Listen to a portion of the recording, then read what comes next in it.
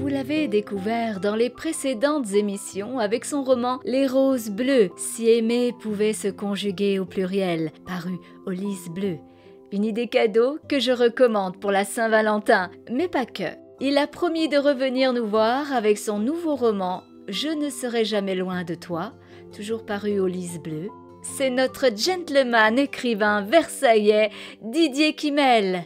Didier Kimmel que vous avez pu voir à la télé aux côtés de Patrice Carmouze dans son émission Very Evelinoise Person, VIP, un Versaillais à New York. Et oui, car Didier Kimmel était présent au Salon des auteurs francophones de New York au National Arts Club en novembre dernier.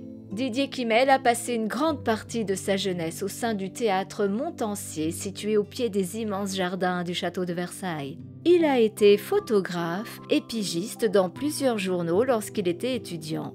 Il aurait pu devenir journaliste, mais il a choisi le métier d'ingénieur. Expert des questions de sécurité et de sûreté nucléaire, Didier Kimmel a exercé de hautes responsabilités pendant plus de 40 ans au sein d'une grande entreprise en charge de la recherche dans le domaine des énergies nucléaires et énergies renouvelables. Il a enseigné au Conservatoire national des arts et métiers, à Polytech Grenoble et à l'Institut national des sciences et techniques nucléaires. Il a toujours continué d'écrire à ses moments perdus. Puis, il publie son premier roman, Les Roses Bleues, si aimer pouvait se conjuguer au pluriel.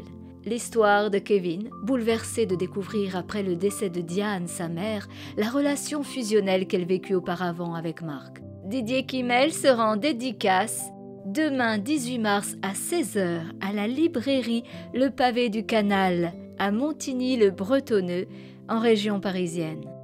Didier Kimmel nous revient ce soir avec la suite qui vient de sortir aux éditions Le Lys Bleu. Je ne serai jamais loin de toi.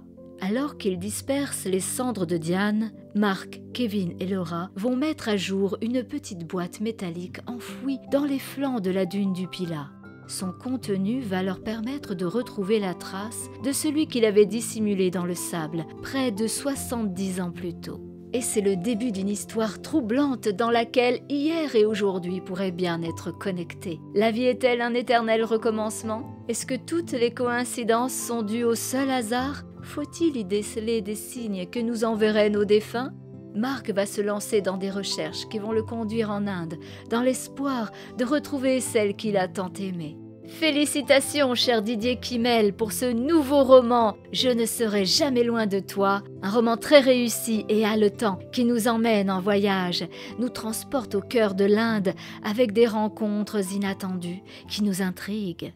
Écoutons un extrait. Il est très rare qu'un passant attire mon regard, mais aujourd'hui je vois bien que ta vision du merveilleux Taj Mahal ne suffit pas à effacer de ton esprit ce qui te perturbe. Il s'échappe de toi des ondes qui, lorsqu'elles arrivent jusqu'à moi, expriment chagrin et regret. Je perçois que ta peine est relative à un chagrin d'amour. Interromps-moi si je me trompe. Ce mausolée de marbre blanc, le Taj Mahal, est le symbole de l'amour éternel. Le 5e empereur moghol, Shah Jahan, le fit ériger pour perpétuer le souvenir de son épouse favorite, Mumtaz Mahal, décédée en 1631, en donnant naissance à son 14e enfant. Sous le dôme central, Shah Jahan, décédé en 1666, et Mumtaz reposent réunis dans l'éternité. La chambre funéraire centrale contient leurs 2 cénotaphes et les corps du couple sont situés dans la crypte souterraine. Es-tu à la recherche de l'amour éternel? Quelle perspicacité! Visiblement, vous êtes quelqu'un de très cultivé et vous parvenez à avoir une vision et un ressenti des choses. Seriez-vous une sorte de voyant? J'ignore pourquoi je vous raconte cela, mais oui, j'éprouve un profond chagrin à la suite de la disparition d'une femme dont j'ai été follement amoureux, qui me manque tant aujourd'hui et que j'aimerais tant pouvoir retrouver. Je suis un brahmane et on a l'habitude de nous affubler de l'expression de savants cultivés dans les sciences sacrées. Un brahmane est un esprit symbolisant l'être suprême, un philosophe, un prêtre, garant des traditions anciennes et désintéressé des affaires du monde. J'avais déjà compris tout ce que tu viens de me dire en quelques mots avant même que tu m'en parles.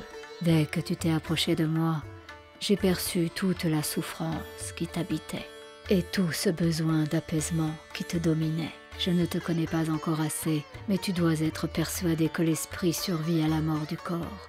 Il faut dissocier le corps de l'esprit, ce que vous appelez l'âme en Occident. À la mort, l'enveloppe charnelle est abandonnée, mais l'esprit, lui, poursuit son cheminement et intègre un autre corps. Ici, nous croyons à la réincarnation. La mort n'est qu'une étape d'un cycle de vie et non une fin absolue, et nous savons communiquer avec les esprits. Ne crains pas d'ouvrir les portes de l'inconnu. Je me demande ce que je dois penser de ce que vous me racontez. S'agit-il réellement de divination? Est-il exact que les brahmanes croient en la réincarnation de l'âme? Oui, c'est exact. Bon, écoutez, j'ai beaucoup apprécié notre échange et je vous en remercie. Mais je dois l'interrompre car je fais partie d'un groupe de touristes et nous devons respecter un horaire précis pour nous regrouper et quitter les lieux. Comme il me reste encore beaucoup à découvrir sur ce site avant notre départ, je vais donc poursuivre ma visite. Je comprends. Mais si tu es tenté d'aller plus loin sur ce chemin de vérité, retrouvons-nous ce soir à 20h devant la porte principale du site. Je t'emmènerai en un lieu où tu parviendras à dépasser tes limites et à comprendre que les morts ne sont pas absents. Ils n'ont pas disparu. Et peut-être parviendras-tu à communiquer avec celle que tu aimes.